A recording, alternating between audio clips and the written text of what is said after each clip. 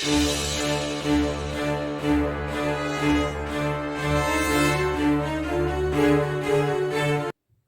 everybody, so this is our first impressions of our first game of 3rd edition. Now, this video is following on from a battle report we've just done and filmed, and it is 2:10 in the morning.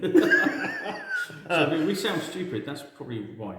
That's got nothing to do with the time, has it? No, not really. Not really. No. So, we're not going to tell you how the battle went. Go and watch it. Yeah. Right, okay, so, but, first impressions. Smooth. Oh, I'm not going to say anything. What would you tell? The cover saves didn't slow it up at all. The shooting, yeah, there's no, oh, mine's, but it was like, yeah, that was fairly simple actually. Because you're like, oh, I'm in hover. No, you're not. It's just moved, yeah, got a pin on you? No. Oh, that'd be 5 then. Oh, I'm tank. I'm shooting another tank. Oh, +1 then. Yeah. So, and yeah, it was, yeah, fairly simple actually. I agree that I know there was a lot of crying over the adding of cover save, but I think that's brilliant. From our background from 40k, we've always had to do cover saves from 3rd edition onwards, so that was like 20 plus years ago. Yeah.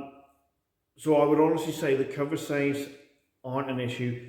Most definitely don't slow it down, because the time you work out calculating all your modifiers and then realise you need 6s followed by 6s, which I found horrendously frustrating. You're just basically got, Oh, I need 5s. And if you get close enough, oh, you don't get cover saves. Yeah. So that's it. Oh, I need 5s. Oh, you're in cover, so you get 5 plus save. Or you're in the open. Oh, you've gone down. You get a 5 plus save. Yeah. It was so much easier. What threw us out halfway through the game, we were like, oh, I'm going to rally them, and rally them. And then someone was like, oh, hang on a minute. You only get -1 for the pins. Don't worry how many. So we quickly rewound that and said, right, so I'm going to try and make them fire. Oh, I've passed that. They've only got 2 pins on them, which means I'm -1. Yeah. Which straight away, that would have been like, well, it balances out, would have been 5s. If you got 2 pins on you, yeah, it would have been 5s. if you didn't move. Yeah, that's right. So I just think it flowed so much more. And then no minus if you're shooting at long range. Oh, yeah. Minuses for penetrating at long range though, so that's fine. One thing we've got to look at, the 2 damage tables, a little bit better. Yeah. Tanks had a little bit more survivability, but I mean, when Jace needed it, he rode forwards anyway. He used to do massive damage all the time. When I hit. Yeah, when you finally When I hit. Don't you dare. Your dice were crap. Yes. Go watch the battle report. Right, so I would say overall it's smoother. Yeah. I think if we're not filming it, we will blitz the game. Yeah. There are some major subtle differences, and I'll point one out to you now. Gun shields. Gun shields in 2nd edition gave you +1 to your, say, toughness. So if you're a regular and you need a 4 wound, you now need a 5s. In this game, gun shields only give you a cover save against small arms. So if someone shoots you with an anti-tank rifle with a +1 pen or +2 pen, you don't get it. I think because you've got to have a lieutenant or commander with every group, it's kind of speeds it up because you're going snap 2, snap 2. You're snapping everywhere. You're shooting 3 units at a time, really. I'm not sure whether that's a good thing or not. I've not worked that one out yet. Because you could overcome, if you all your dice, say in 3 pickouts, it's your dice, most of your army's done. And you can't then react to whatever you're doing. Yeah, all you've done is put loads of pins on your ability. But it's the kind of thing where if you're a tank commander, you're making your tanks work together. Yeah, but I don't think infantry commanders can boss a tank commander around.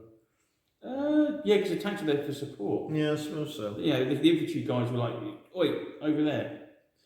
But they've definitely cleared up some rules. Definitely.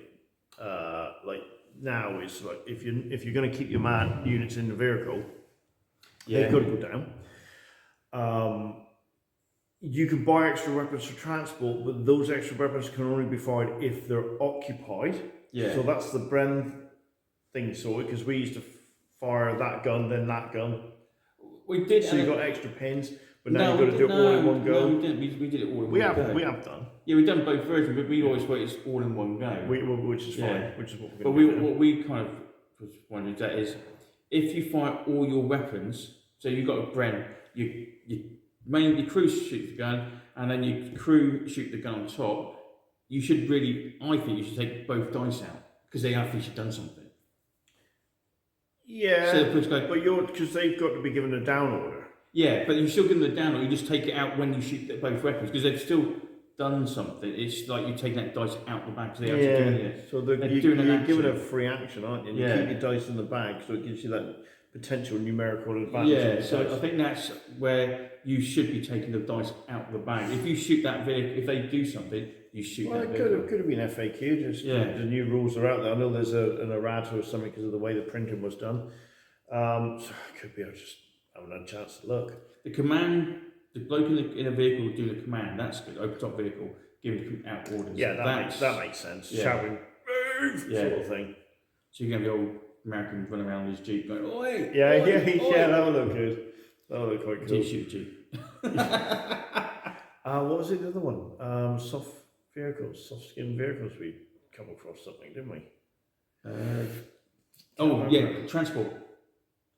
If it's a soft vehicle, and it's closest to the enemy, then think that it's destroyed. But if it's an armoured transport, they make a leadership test. If they pass a leadership test, they're fine. Yeah. If they don't, then they're off. So whereas before your Brens could be taken out if the enemy were closer, you can take a leadership test and carry on fighting.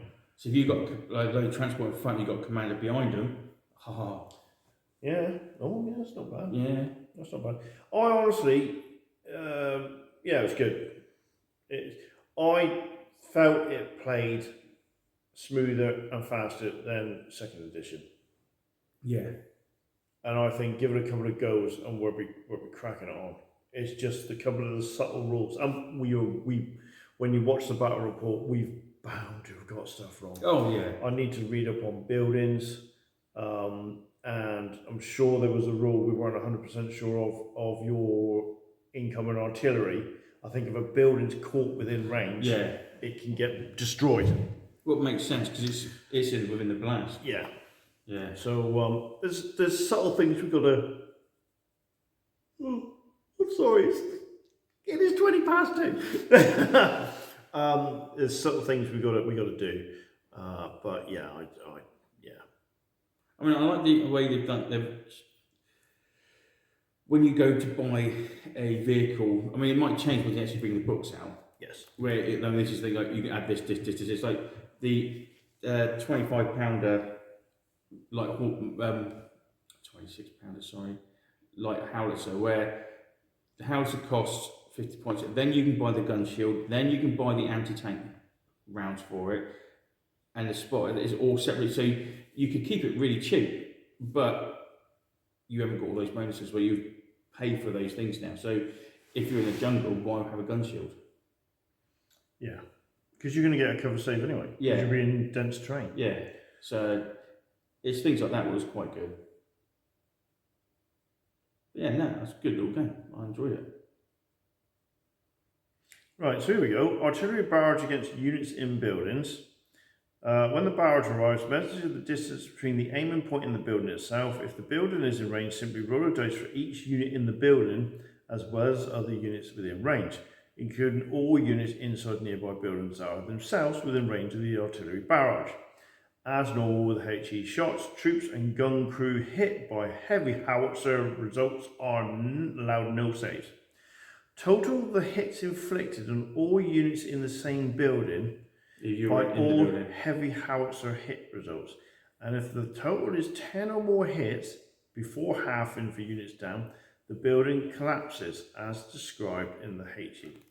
Players are allowed to target an empty building with HE weapons, flamethrowers, airstrikes or artillery barrage in order to attempt to destroy it or set it on fire. So I would say then, if a building's got units in it and you hit that unit, then you do the 2d6. It's not a temp. No. Right? You do the 2d6 hits. If I'm in a building, oh, it's 3d6 with a heavy howitzer. Yeah, it's 3d6. And if you get over 10, you bring the building down instead. Nice. Whew. So there's lots to do with the buildings. Yeah. There's lots we didn't cover, like assaulting vehicles. No, or snipers or combat. Snipers. We didn't do any combat. Oh, that's true. No, we didn't do No. any. So there's stuff we need to cover in one of the games deliberately. So But what I did like is when you do a snap 2, you've got to say, that unit's going to shoot that unit's got to do that, and that unit's got to do that. I think you're supposed to do it in name it. He's going to go first, then you he's can do it in any order, but you've got to say what you've got to do. Okay. So you cannot do something and say, "Oh, that didn't work," so they're going to fire them instead. Yeah.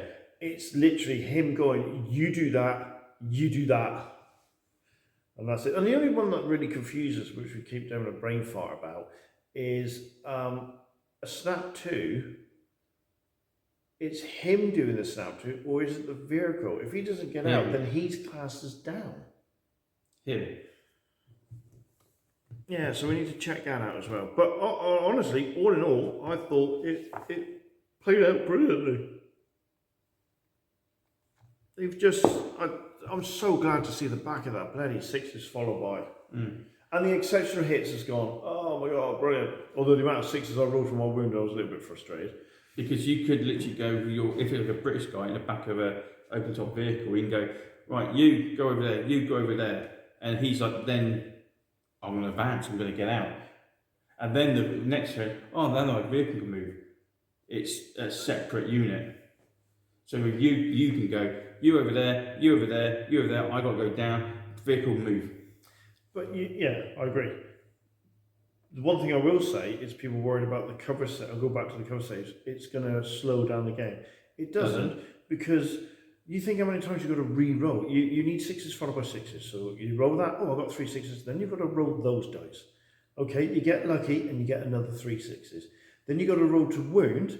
Oh, I've got 2 6s there. Then you've got to re-roll them again just to see if you get exceptional hits. Roll a hit, roll a wound, cover save. Yeah. So much faster. So much faster. Yeah, but I quite enjoyed it. Yeah, I did. I'm quite happy with that. Yeah. They haven't ruined it at all. I mean, if you don't like it, remember, you don't have to play it. No. But give it a go. Give it a go. Give it a go. It is a lot smoother. They've tweaked quite a lot. Like I said, the damage tables gives vehicles a little bit of survivability if he messes up and gets superficial damage. And if you're British, always take a forward observer. Oh, yeah. Definitely. If not 1, 2. Can you get 2? 1 per platoon. Oh, no, Jay. Seeing that was no. I'm not being funny. First, two barrages. Through over half the game, they're the only things I didn't think. That's how good they are. Yeah, they actually done that. Until halfway through our first game, Jason did nothing until he brought down a barrage. Yep. That's how bad his dice were. Yeah. Right. So 2 of them. 2 would be nasty. It's only 150 points. Yeah. Well, it's worth it. Yeah. It's not though. Why not? Because you'd have to spend another 130 points to get it.